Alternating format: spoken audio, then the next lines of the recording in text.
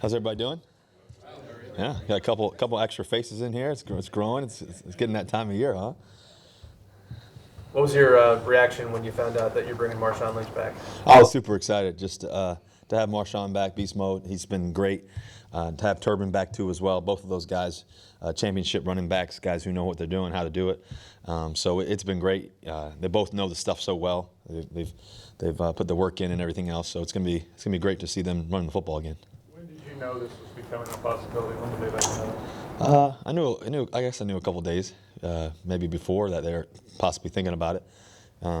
For sure. Really, just those last couple days. I know Marshawn kind of came up to the facility, but and all that. But more than anything else, unfortunately, when we lost Chris and CJ, that hurt us for sure.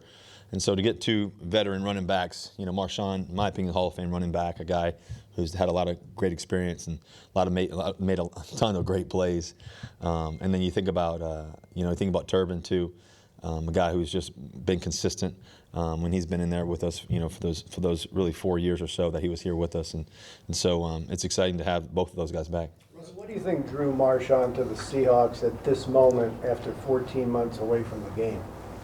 Well, I think that knowing Marshawn, he's a winner. He wants to try to win, and do everything we can to win. And he's been super focused. He's dialed in, ready to roll. So I think our culture is always been great here. I think that all the amazing wins, some of the tough losses, but the reality is that we're about winning, and finding ways to win. So I think that he's definitely excited about that, and we are too. Getting him ready to play, Russell, what do you think is the bigger challenge? The sort of physical part after being away for a while, or the mental part with, new offensive coordinator now and stuff like that? Yeah, I think you would think the physical part for sure. But for him, he's been working. He looks great. He looks explosive. Looks fast. Looks strong. Quick as ever. He always has this infamous, one leg cut that he can do, just where he hops on one foot twice. He's got some special things that he can do. He runs the ball hard, obviously. Once game time comes, it's not about the show and everything else. It's about game time, and he'll be definitely ready to do that for sure. Last week, just 1 for 12 on third down conversions. What needs to happen to make sure that conversion rate gets up? Well, I think that we got to be a little crisper. We weren't crisp last week at all, for whatever reason. So we got to make sure that we do a better job in that across the board, So give us ourselves the best chance to win. When we get opportunities, we got to capitalize on them, and that's just really what it is. You became pretty close with Robert when he was here the first time. Can you talk about your friendship with him? Yeah, Turbin and I are best friends. He was in my wedding. A guy that I've been super close to ever since day one. I never forget when we had the rookie symposium, I believe it was called, and it was our first time all of us Seahawks being together and everything. And I walked into my hotel room and there was Robert Turbin. He was my roommate, and I remember us sitting there listening to oldies and just jamming out and having fun and just talking life, getting to know each other and everything else. Fast forward, we went to the event and everything, and those couple days or whatever it was, and I remember us going to Canton, being in Canton and going to the Hall of Fame and everything else, and walking around and talking about where we wanted to go, how we wanted to get there. So every day, we've always supported each other. Our roads have been slightly different, but they've been the same. We've always supported each other and always been together, even when we've been apart. So he's one of my best friends in the world, a guy who works extremely hard. A guy who's ready to play, excited to play, and a guy who's tough as nails. So we saw a stat about Jimmy Garoppolo that on drives after he throws an interception, he's been marvelous. You historically bounce back great as well. Is that a mentality that you develop? Is that just something that you kind of have or you don't? How would you explain kind of that bounce back success? Well, I think Jimmy's been having a great year. First of all, I credit a lot of their success to him. He's been spectacular playing for them. I think when it comes to answering back, that response after a tough play, I think it's your mentality. I think it's your focus. I think it's everybody else rallying around you. It's a team sport. It's not just one guy. It's everybody together, and the success of each play really is determined by everyone, by all 11 guys, and that's the fascinating part about this game. and that's the part that I love the most. Is it's about everybody. It's about all of us. It's about each guy executing, each guy being focused, each play, and letting that add up, and hopefully that turns into a lot of success. Not all of the guys in your room know Marshawn from the time before. Some of them are pretty new. What kind of intangibles does he bring to the group and to the game this Sunday, apart from anything he can do with the football? Well, I think the first part is the playing part. That's really what we care about. That's the part that he's going to be really ready to run the football and make plays in that sense. And he's always been that way. He's always been about the game, and that's the thing you love about him. I think the thing that he brings outside of that, though, Marshawn's a loyal guy. He's a guy that really loves his brothers and plays, all out every play. I've played a lot of great players, and I've been fortunate to be around a lot of great guys. There's another guy on the other side, Richard Sherman, that's played tough every play, even in tough circumstances, and the Cams of the world and the Earls of the world, and so many other guys I can go down the list. Doug Baldwin and different players, Cliff and Michael Bennett, and Marshawn's definitely one of those guys who's no matter what, he's given everything, every play, every moment, and is going to bring that, and you're going to feel that, in the locker room. You're going to feel that, when he's in the huddle. So it's great to have him back, obviously, and bring that juice, bring that energy, bring that focus and tenacity. Russell, you told a story several years ago about you and Marshawn being on the sidelines together, fourth quarter. Mm-hmm. You guys are behind, and he told you basically to take over. Do you recall that episode, and what do you look upon that as far as how that might have influenced your command of the game? Yeah, I mean, I think Marshawn has always been a great friend, a great supporter, and too as well. Just let's go win, whatever it takes, and he definitely brings that, to the table. So I do recall that. I can't remember exactly which game it was, but I know it was a pretty big game. But I think more than anything, I think the fun part about playing with him is that he can make any play a great play. And I think the thing he's always brought me since my rookie year is just believing in me and giving me, just being there, just knowing that, something great's going to happen. I go back to 2012. My rookie year was a playoff game. We played in Atlanta, we're trying to come back, and it's third down and 6, and he steps up and blocks the guy or whatever. Then I had to kind of spin out to my left. I think number 56, I don't remember who it was. I think it was number 56 for the Atlanta Falcons linebacker kind of came through the gap, and I just kind of spun out, and he always found ways to show up, and other players too, but he always found ways to show up. So made a huge, catch and went down the sideline, went down to the 1 or 2 yard line. Next play we score, and so I think we've always had that tandem. It's kind of funny. I was talking to some of the coaches, and we were kind of just talking, a couple of the players, whatever, but. It was kind of like we've been doing, for the past, 4 or 5 years or whatever, just as he stepped into the huddle. Same thing with Robert Turbin too as well. Both of those guys, I've probably handed the ball off to those guys more than anybody else, in my whole career. Do you really think about it? So, just that flow of getting back into it was effortless, and so hopefully we can make that happen.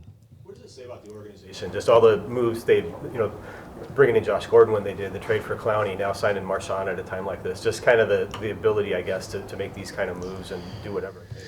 Well, I think there's a few things, a couple things. I would say the first thing is, the idea of bringing, great players in. A lot of that is by the culture that you build and the respect across the league that, players know that, it's a great place to play.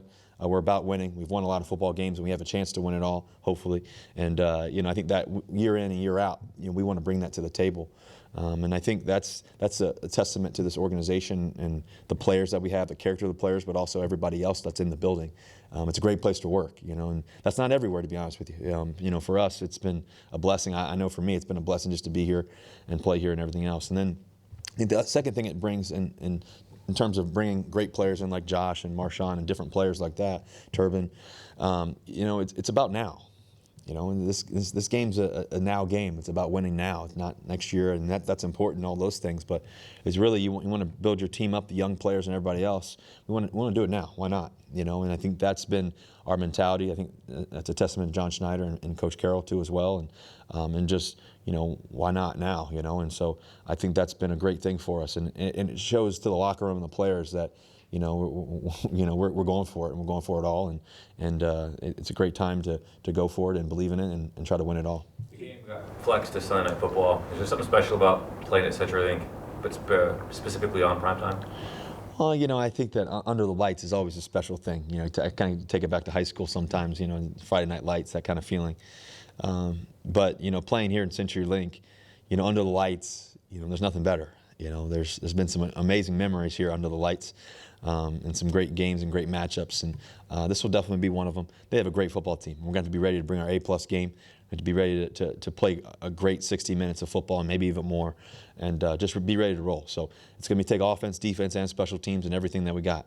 It's going to take our fans, and it's going to take everybody. So we're excited about it. Excited to play the last game of the year of the regular season, right here at home and in front of the world or whatever. But really, it's about us and us executing and trying to do it right. Talks about after win or loss, it's important to process it the right way and then move on, focus on the next game. Mm-hmm. Is that pretty easy to do a week like this where it's like you just said, divisions on the line, just everything at stake? Is it pretty easy to turn the page? Yeah, I think it's easy to turn the page. I think it's the only thing you can do. I think to be able to focus on, we're talking about winning the NFC West championship. It's between two great teams. It's been a tough, long, gritty season all year for both teams. Some amazing games, amazing matchups. Just amazing moments. Just even our game last time.